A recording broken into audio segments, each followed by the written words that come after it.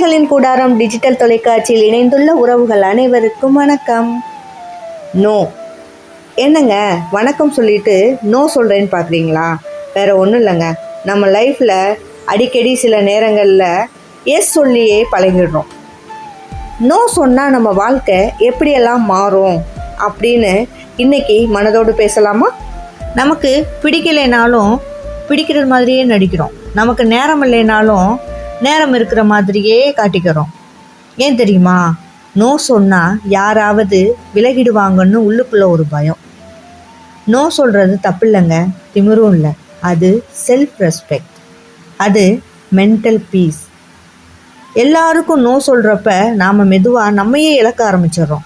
No சொல்ல ஆரம்பித்த நாள்லேருந்து மனசு லேசாக இருக்குது. தேவையில்லாத உறவுகள் தானாக விலகுது.